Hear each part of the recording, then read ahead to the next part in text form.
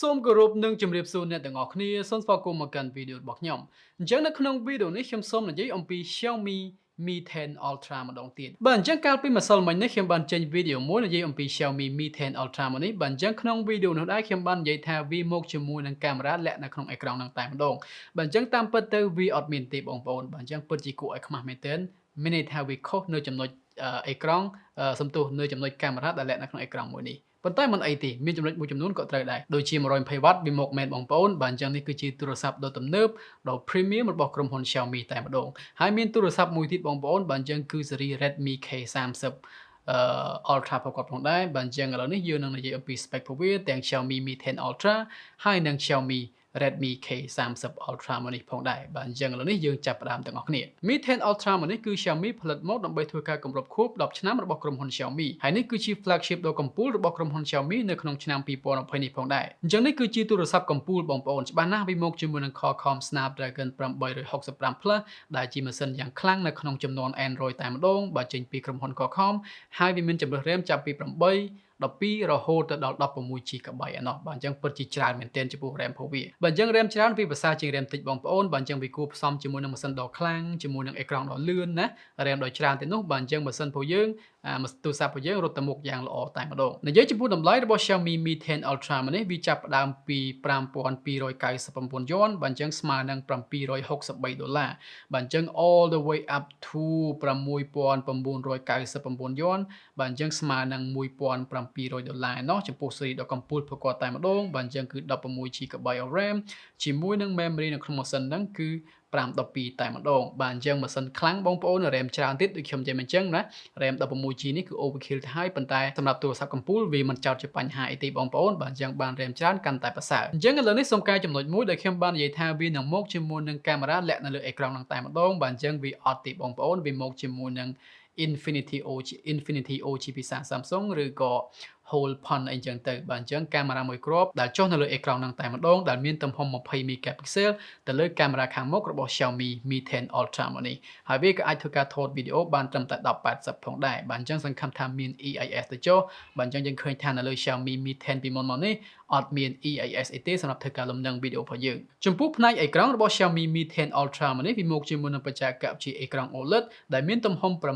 6.67 inch ជាមួយនឹង refresh rate រហូតដល់ទៅ120Hz ឯណោះហើយ HDR10 support ទៀតផងហើយវា 10bit display ទៀតបងប្អូនបាទអញ្ចឹងអេក្រង់របស់វាពិតជាល្អមែនទែនបងប្អូនទៅលើ Xiaomi Mi 10 Ultra មកនេះបាទអញ្ចឹង 1080p ចំពោះ resolution របស់វា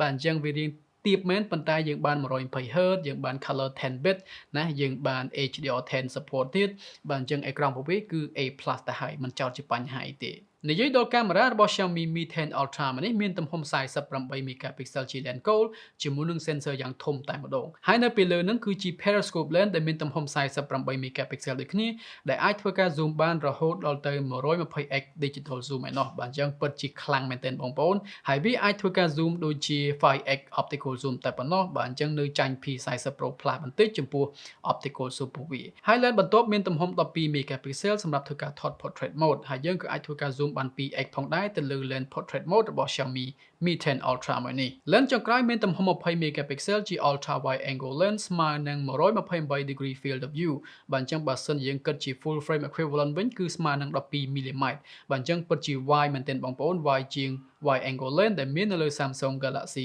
S20 Ultra ទៀតផងហើយវាក៏នៅតែ record 8K video ផងដែរបងប្អូនបាទអញ្ចឹងនេះគឺជាចំណុចកាមេរ៉ារបស់វាបងប្អូនកប់ឲ្យបងប្អូនទៅលើចំណុចកាមេរ៉ារបស់វានេះហើយបើសិនជាបងប្អូននិយាយចំពោះ DxO Mark មួយនេះបាទអញ្ចឹងនេះគឺជាទូរស័ព្ទលេខ1ហើយឥឡូវនេះបាទដាច់ P40 Pro ទៀតបងប្អូនទៅលើ DxO Mark របស់វាណាទាំងវីដេអូទាំងរូបភាពបាទអញ្ចឹងកប់តែម្ដងបងប្អូនបើសិនជាបងប្អូនជឿជាក់លើ DxO Mark បាទទិញទៅអត់ខុសទេអញ្ចឹងនេះគឺជាព័ត៌មានខ្លះៗអំពី Xiaomi Mi 10 Ultra បងប្អូនបាទអញ្ចឹងសម្រាប់បងប្អូនដែលចាប់អារម្មណ៍នោះបាទអញ្ចឹងប្រហែលជាដល់ឆាប់ៗនៅប្រទេសខ្មែរយើងបាទអញ្ចឹងឥឡូវនេះយើងចូលនិយាយចំពោះ Xiaomi Redmi K30 Ultra នេះគឺជាទូរស័ព្ទដែលខ្ញុំចាប់អារម្មណ៍បំផុតតែម្ដង Redmi K30 Ultra មកនេះប្រើម៉ាស៊ីន Mediatek 1000 Plus Dimensity 7nm architecture បាទអញ្ចឹងជាម៉ាស៊ីនចំនួនថ្មីប៉ុន្តែម៉ាស៊ីននេះគឺជាម៉ាស៊ីន flagship ចេញពីក្រុមហ៊ុន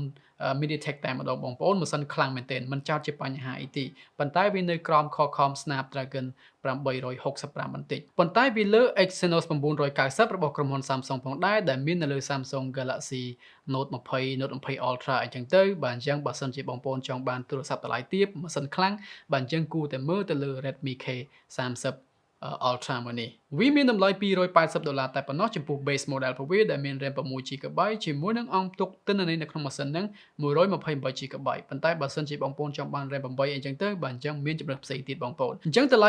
$280នេះគឺនៅប្រទេសចិនទេបងប្អូនចំពោះ Xiaomi Redmi K30 Ultra មកនេះបាទអញ្ចឹងសម្រាប់នៅខ្មែរយើងខ្ញុំមិនទាន់ដឹងតម្លៃវាជាក់ស្ដែងប្រហែលនោះទេប្រហែលជាច្រើនជាងហ្នឹងឬក៏ប្រហែលនឹងដែរក៏ខ្ញុំមិនដឹងដែរប៉ុន្តែបើសិនជាតម្លៃសំទុះ$280នេះណាប្រើម៉ាស៊ីន demensity 1000 plus បងប្អូន RAM 6GB memory ក្នុងម៉ាស៊ីន 128GB នោះអញ្ចឹងខ្ញុំគិតថានេះគឺជាទូរស័ព្ទដែលល្អបំផុតតែម្ដងក្រឡេកមកនិយាយចំពោះអេក្រង់របស់ Xiaomi Redmi K30 Ultra មកនេះមានទំហំ 6.67 អ៊ីនជាមួយនឹងបច្ចេកវិទ្យា OLED ដូចគ្នាបងប្អូនបាទអញ្ចឹងគឺវា 1080p ហើយ 120Hz ទៀតផងប៉ុន្តែអ្វីដែលពិសេសហ្នឹងគឺវាអត់មាន noise ទេបងប្អូនគឺវានៅតែរក្សា style Redmi K30 ពីមុនមកអញ្ចឹងបាទអញ្ចឹងគឺជាមួយនឹង pop up mechanism បាទអញ្ចឹងបងប្អូនដែលអត់ចូលចិត្ត noise អញ្ចឹងទៅបាទអញ្ចឹងនេះគឺជាទូរស័ព្ទសម្រាប់បងប្អូនហើយណា 120Hz ទៀតបងប្អូនអញ្ចឹងតម្លៃល្អទៀតណាអត់មាន noise អត់មានឆក់ទៀតបាទអញ្ចឹងអត់មានអីទៅត្អូញត្អែទេបងប្អូនការលេងហ្គេមបងប្អូនការមើលវីដេអូរបស់បងប្អូនហ្នឹងគឺពោពេញទៅដោយស្នាមញញឹមតែម្ដងចំពោះផ្នែកកាមេរ៉ារបស់ Redmi K30 Ultra មកនេះមានទំហំ 64 megapixel ជា main sensor បូកនឹង 13 megapixel ជា ultra wide angle lens បូកនឹង5 megapixel ជា telephoto បូកនឹងគេហៅថា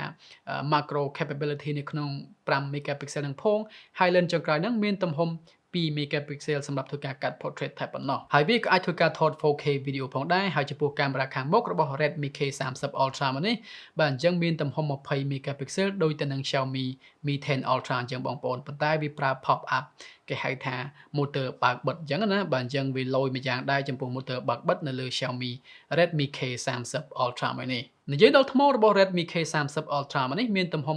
4500 mAh ជាមួយនឹងបច្ចេកវិទ្យាសាកលឿន 33W អញ្ចឹងមិនបាន level របស់ Mi 10 Ultra ទេបងប្អូនបាទអញ្ចឹង 33W នេះគឺលឿនណាស់តែឲ្យបងប្អូនខ្ញុំអត់មានអីចោទជាបញ្ហាទេព្រោះអីសប្តាហ៍ថ្ងៃនេះខ្ញុំប្រើទូរស័ព្ទដែលមានបច្ចេកវិទ្យាសាកលឿនត្រឹមតែ 18W តែប៉ុណ្ណោះបាទអញ្ចឹង 33W នេះគឺខ្លាំងណាស់តែឲ្យសម្រាប់ខ្ញុំបាទអញ្ចឹងវាពិតជាទូរស័ព្ទល្អមែនទែនបងប្អូនសម្រាប់តម្លៃប៉ុណ្ណឹងបើសិនជាវាតម្លៃនេះនៅខ្មែរយើងប៉ុណ្ណឹងដែរនោះបាទអញ្ចឹងបងប្អូនគួរតែចោលលុយទៅលើទូរស័ព្ទនេះទៅបាទអញ្ចឹង Dimensity Mediatek មួយនេះ 1000 plus នេះមិនខ្សោយទេបងប្អូនពិតជាខ្លាំងមែនទែនណាបាទឧទាហរណ៍ដូចជា Snapdragon សំទោសដូចជា Mediatek G90T របស់ខ្ញុំនេះណានៅលើ Redmi Note 8 Pro នេះតម្លៃ200ជាងទីតែប៉ុណ្ណោះបាទអញ្ចឹងអស់ PUBG មកលុយតែម្ដងបងប្អូនទាំងអស់គ្នាគ្រាន់ថាម៉ាស៊ីនមួយនេះវាមិនសូវល្បីតែប៉ុណ្ណោះប៉ុន្តែចំពោះ performance របស់វាហ្នឹងគឺមកលុយតែម្ដងបងប្អូនប៉ុន្តែវាអត់មានប្រព័ន្ធការពារទឹកអីទេបងប្អូនហើយវាក៏អត់មាន wireless charge អីដែរបាទអញ្ចឹងដោយសារតែទូរស័ព្ទនេះវាត្រូវបានផលិតឡើងជាមួយនឹង motor គេហៅថា